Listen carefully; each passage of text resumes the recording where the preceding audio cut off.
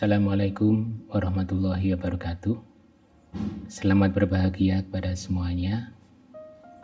Pada saat ini saya akan menyampaikan sesuatu yang berkaitan dengan keadiwiyataan di SMA 1 Blitar. Lingkungan yang bersih, kemudian yang nyaman, yang memungkinkan belajar dengan baik sangat dibutuhkan dalam kondisi pembelajaran. Sekolah yang baik, sekolah yang nyaman tentu dapat dilihat dari penampilan sekilas begitu saja. Penghuni sekolah atau warga sekolah juga mencerminkan apa-apa yang ada di sekolah itu. Dari lingkungan yang nyaman, pembelajaran yang berjalan dengan baik tentu akan menghasilkan para pembelajar yang baik pula. Untuk itu, suasana yang kondusif, suasana yang nyaman, kemudian suasana yang asri sangat dibutuhkan dalam lingkungan pelajaran. Karena itulah pada saat ini saya akan membicarakan mengenai tentang adiwiyata di SMA 1 Blitar. Sebelumnya, izinkan saya memperkenalkan dulu siapa saya sebenarnya. Saya adalah makhluk seperti biasa. Saya dilahirkan pada bulan 7, tanggal 7 tahun 67. Riwayat pendidikan saya setelah reguler seperti biasa, mulai dari TK, kemudian SD, SMP 1 Serengat, kemudian ke SMA Serengat, kemudian lanjut ke D3 waktu itu di IKIP Malang, kemudian S1-nya ngambil di UT, kemudian S2-nya ngambil di UNER. Sedangkan tugas tambahan yang pernah saya ampu atau saya lakukan antara lain pernah menjadi Pak Kurikulum, kemudian menjadi tim pengembang semasa, ketua MKMP Kimia sampai saat ini, kemudian pernah menjadi ketua adiwiyata, kepala laboratorium, kepala perpustakaan, menjadi instruktur kurikulum 2013 dan instruktur guru pembelajar. Kenapa kita harus beradiwiyata? Karena saya ulangi dari pertama kali bahwa dari lingkungan yang nyamanlah akan dihasilkan produk pembelajar yang baik pula. Karena itu kita bahas sekilas mengenai pengertian adiwiyata. Apa itu adiwiyata? Pengertian adiwiyata adalah merupakan tempat yang baik dan ideal di mana dapat diperoleh segala ilmu pengetahuan dan berbagai norma serta etika yang dapat menjadi dasar manusia menuju terciptanya kesejahteraan hidup kita dan menuju kepada cita-cita pembangunan yang berkelanjutan. Terus apa yang dimaksud dengan sekolah adiwiyata? Sekolah adiwiyata adalah sekolah yang peduli dan berbudaya lingkungan. Secara sekilas, kita bisa melihat dari tampilan apakah sekolah itu adiwiyata atau tidak. Tetapi jangan sampai tertipu. Belum tentu sekolah yang kelihatannya hijau-hijau saja itu menjadi sekolah adiwiyata, karena ada persyaratan khusus, persyaratan harus dilengkapi untuk menjadi sekolah adiwiyata. Sedangkan yang dimaksud dengan program adiwiyata adalah program untuk mewujudkan sekolah yang peduli dan berbudaya lingkungan. Apa yang menjadi tujuan program adiwiyata? Program adiwiyata adalah suatu program yang mendorong terciptanya pengetahuan dan kesadaran warga sekolah dalam upaya pelestarian lingkungan hidup. Sedangkan program ini bertujuan untuk menciptakan kondisi yang baik bagi sekolah untuk menjadi tempat pembelajaran dan penyadaran warga sekolah, sehingga di kemudian hari warga sekolah tersebut dapat bertanggung jawab dalam upaya-upaya penyelamatan lingkungan hidup dan pembangunan yang berkelanjutan. Dari pengertian ini, tentu kita semua dapat melihat pada suatu sekolah, apakah sekolah itu sudah beradiwiyata atau belum. Apa fungsi adiwiyata? Fungsi perguruan adiwiyata adalah agar seluruh pelajar, saya ulangi, agar seluruh pelajar ikut terlibat dalam segala aktivitas persekolahan demi menuju lingkungan yang sehat serta mampu menghindari dampak lingkungan yang negatif. Fokus dalam hal ini adalah seluruh pelajar. Kenapa demikian? Karena sebagian besar penduduk di sekolah itu adalah pelajar atau siswa. Bagaimana prinsip adiwiyata itu ditegakkan? Yang pertama adalah adiwiyata bersifat edukatif. Prinsip ini mendidik kepada programmer atau pemrogram adiwiyata untuk mengedepankan nilai-nilai pendidikan dan pembangunan karakter peserta didik. Karakter yang menonjol dalam hal ini adalah karakter untuk berbudaya lingkungan, kemudian untuk budaya hidup bersih, kemudian berbudaya untuk membawa nilai positif tentang lingkungan hidup di dalam kehidupannya sehari-hari. Yang kedua adalah partisipatif. Apa maknanya? Komunitas sekolah harus terlibat dalam manajemen sekolah yang meliputi keseluruhan proses perencanaan, pelaksanaan, dan evaluasi sesuai dengan tanggung jawab dan tugasnya masing-masing. Lagi-lagi, seluruh komunitas sekolah harus terlibat, sehingga bukan hanya satu kelompok yang bertanggung jawab, tapi semua kelompok di sekolah itu mempunyai tanggung jawab yang sama dalam rangka menghidupkan adiwiyata di sekolah itu. Kemudian yang berikutnya adalah berkelanjutan. Maknanya adalah seluruh kegiatan harus dilakukan secara terencana dan terus-menerus secara komprehensif dan berkesinambungan. Ada anggapan bahwa ada sekolah adiwiyata itu hanya berlaku 2 tahun atau 3 tahun dan seterusnya. Yang benar adalah adiwiyata tidak boleh berhenti atau punya masa tenggang berlakunya. Sekolah yang sudah beradiwiyata seharusnya selamanya harus beradiwiyata, karena di dalamnya ada prinsip berkelanjutan. Sehingga sangat disayangkan adalah pengertian bahwa ada sekolah mantan adiwiyata. Nah, yang boleh adalah sekolah harus tetap beradiwiyata sampai kapanpun, sampai perkataan kepala sekolah pun harus tetap beradiwiyata karena sudah menjadi kebiasaan dari sekolah itu. Sekarang apa menjadi komponen adiwiyata? Yang pertama adalah kebijakan yang berwawasan lingkungan. Maknanya adalah kebijakan yang diambil sekolah itu harus mengutamakan masalah lingkungan, mulai dari pemeliharaan, kemudian dari anggarannya, kemudian pembelanjaannya, sampai dengan akhirnya nanti lingkungan yang dibuatkan anggaran itu betul-betul mencerminkan bahwa anggaran yang ada di sekolah itu sebagian besar untuk memberdayakan lingkungan atau memberdayakan lingkungan dan sebagainya. Saya ulangi lagi, kalau suatu sekolah sudah berwawasan lingkungan, maka mau tidak mau di dalam benak pikiran warga sekolahnya akan teringat bagaimana cara menghidupkan lingkungan dengan baik. Karena masih ingat bahwa lingkungan yang baik, lingkungan yang nyaman akan memberikan dampak positif pada pembelajaran. Kemudian yang kedua, pelaksanaan kurikulum berbasis lingkungan.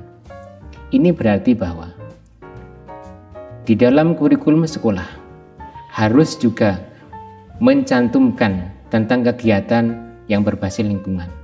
Mulai dari pembelajaran tentang lingkungan, ini bisa dalam bentuk kewirausahaan yang di dalamnya ada unsur lingkungan, atau bisa juga dalam pada bab-bab tertentu itu dimuat dengan materi-materi lingkungan, utamanya tentang penyelamatan lingkungan. Kemudian yang ketiga, kegiatan lingkungan berbasis partisipatif.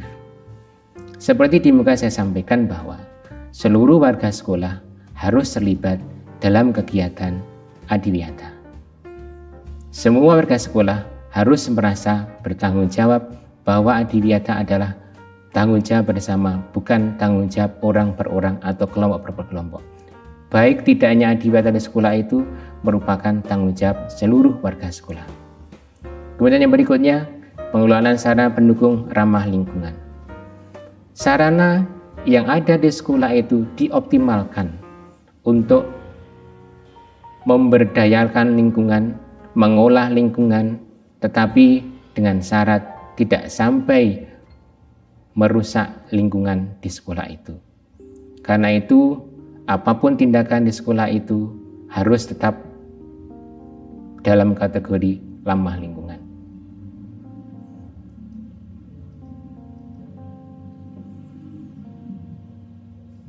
Kenapa kita ikut adiwiyata? Tentu karena adiwiyata itu punya manfaat. Apa manfaatnya? Yang pertama adalah mengubah perilaku warga sekolah untuk melakukan budaya pelestarian lingkungan. Yang kedua, meningkatkan penghematan sumber dana melalui pengurangan sumber daya dan energi. Kalau seluruh warga sekolah sudah sadar tentang manfaat ini, tentu pada akhirnya anggaran-anggaran akan dapat dihemat yang nantinya bisa digunakan untuk kegiatan-kegiatan lain yang lebih optimal lagi. Kemudian yang berikutnya, manfaat adiwiyata adalah dapat menghindari sejumlah risiko dampak lingkungan yang terdapat di wilayah sekolah. Pembuangan sampah yang tidak diolah terlebih dahulu tentu sangat berdampak negatif pada lingkungan. Plastik-plastik yang dibuang begitu saja tanpa diolah sebelumnya tentu memberikan dampak negatif pada lingkungan. Karena itulah adiwiyata perlu diterapkan di sekolah itu. Kemudian yang berikutnya, manfaat adiwiyata adalah meningkatkan efisiensi dalam pelaksanaan kegiatan operasional sekolah. Kenapa demikian? Karena dengan adiwiyata maka semua sudah terencana dengan baik, kemudian pelakunya melaksanakan dengan baik karena semua sudah sadar betapa pentingnya adiwiyata dan betapa pentingnya hidup hemat dan betapa pentingnya untuk mengurangi dampak negatif pada lingkungan. Manfaat yang lain adiwiyata adalah menciptakan kondisi kebersamaan bagi semua warga sekolah. Aspek partisipatif dari seluruh warga sekolah, maka mau tidak mau akan menimbulkan rasa kebersamaan bagi seluruh warga sekolah karena merasa sepenanggungan dalam hal untuk menghidupkan adiwiyata di sekolah itu. Kemudian yang berikutnya, manfaat yang lain menjadikan tempat pembelajaran bagi generasi muda tentang pemeliharaan dan pengelolaan lingkungan hidup yang baik juga benar. Para siswa tidak akan selamanya di sekolah ini. Tentu nanti akan terjun di masyarakat, tentu akan bergabung dengan masyarakat. Karena itu, dengan modal pengetahuan adiwiyata di sekolah, maka dia akan bisa menerapkannya menjadi warga yang baik di daerahnya masing-masing. Manfaat yang lain, meningkatkan kondisi belajar mengajar yang lebih nyaman dan kondusif bagi segenap seluruh warga sekolah. Tidak bisa dipungkiri bahwa lingkungan belajar yang baik, lingkungan belajar yang nyaman dan asri tentu memberikan kenyamanan dalam perolehan ilmu dari seorang guru kepada siswanya. Tidak jarang karena siswa merasa jenuh di dalam kelas, maka dia akan bersama dengan gurunya ke tempat di taman atau mungkin di hutan sekolah, di mana di sana lebih nyaman atau lebih asri untuk pembelajaran. Berikutnya adalah apa peranan warga sekolah dalam adiwiyata. Nah, dengan harapan setelah kita tahu nanti peranan ini, maka masing-masing akan mengambil perannya yang baik di dalam menghidupkan adiwiyata, khususnya di SMA 1 Blitar. Kepada para siswa baru diharapkan ini disadari, meskipun kita masih dalam kondisi pandemi, tetapi bukan berarti kita harus melupakan sekolah. Kita bisa menerapkan adiwiyata itu di rumahnya masing-masing. Meskipun suatu saat kita mesti akan datang ke sekolah ini. Sungguh aneh kalau kita belajar tapi tidak pernah ke sekolah. Percayalah, suatu saat kita akan ke sekolah. Karena itu kita gunakan kesempatan ini untuk belajar dengan baik, sehingga nanti pada saatnya kita terapkan di sekolah kita pada saat kita sudah bisa belajar dalam keadaan yang normal. Peran semua warga sekolah dilibatkan untuk menerapkan usaha-usaha tersebut tanpa terkecuali. Begitu juga seluruh warga sekolah pun menjalankan usahanya sesuai dengan wewenang dan fungsinya masing-masing. Sebagai seorang guru, tentu punya tugas dan fungsi yang berbeda dengan tata usaha. Sebagai seorang guru, lebih banyak memberikan motivasi, lebih banyak menjadikan pendampingan kepada siswa dalam pelaksanaan adiwiyata. Rencana pembelajaran yang membuat adiwiyata perlu diterapkan, sehingga pembelajaran tidak lepas dari usaha-usaha untuk mengadakan keselamatan lingkungan, utamanya di lingkungan SMA 1 Blitar. Kemudian yang kedua, bagaimana untuk siswanya? Untuk siswa sendiri dapat berpartisipasi, hal ini dengan melakukan hal-hal yang kecil tapi punya makna yang besar, seperti menjaga kebersihan sekolah yang selama ini mungkin anggapannya adalah itu adalah tanggung jawab Bapak Kebun, tetapi kali ini semua siswa harus terlibat di dalamnya. Kemudian menjaga lingkungan sekolah juga menjadi tanggung jawab semua.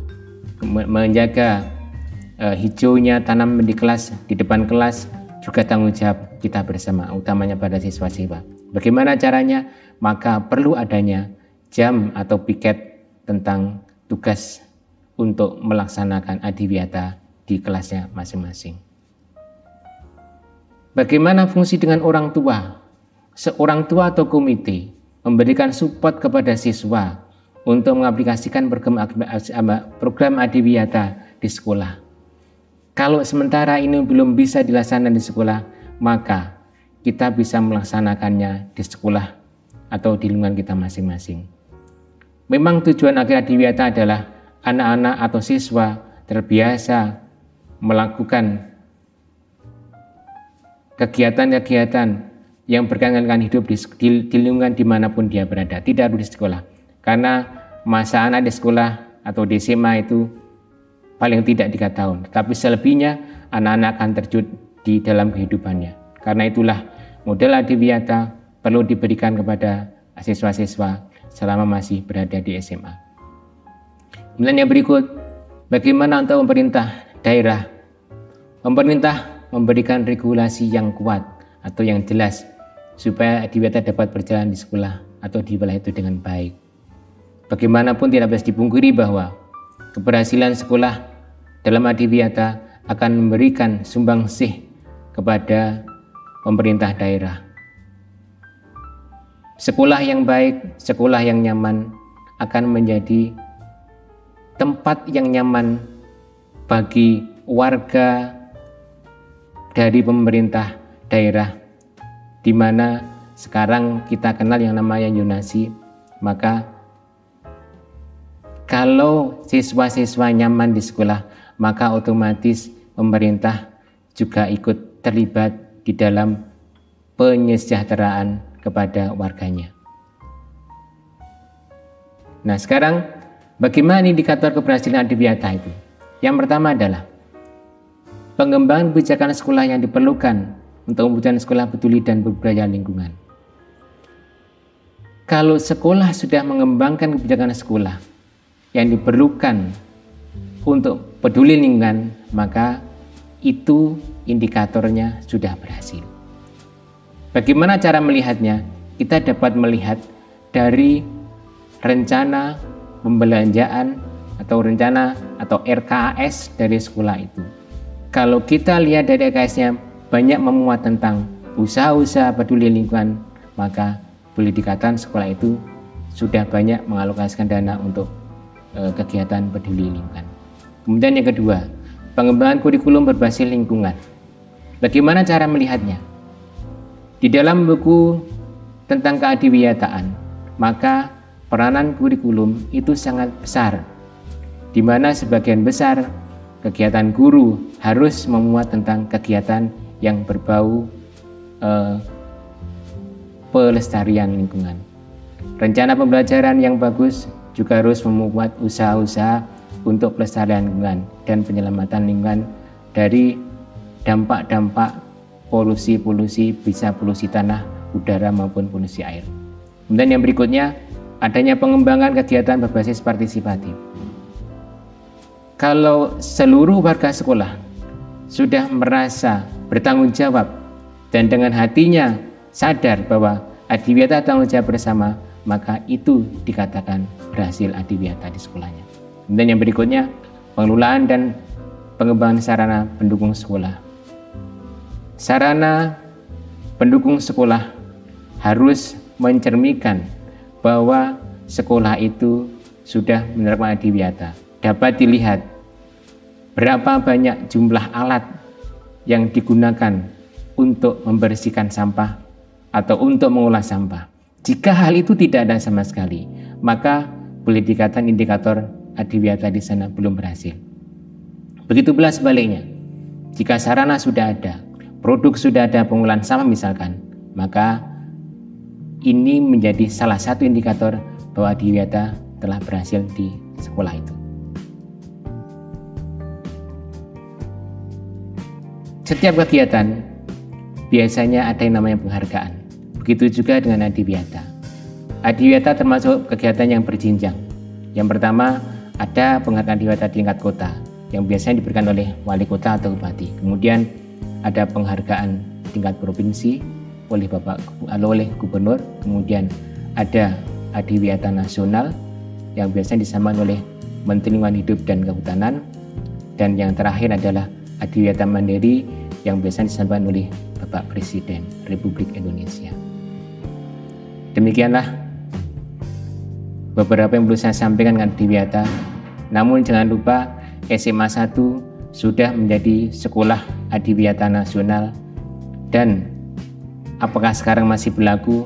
Suatu saat para siswa dan orang tua akan datang ke sekolah SMA 1 Blitar. Silakan dilihat bagaimana keberadaan SMA 1. Mudah-mudahan bermanfaat. Saya akhiri. Wassalamualaikum warahmatullahi wabarakatuh.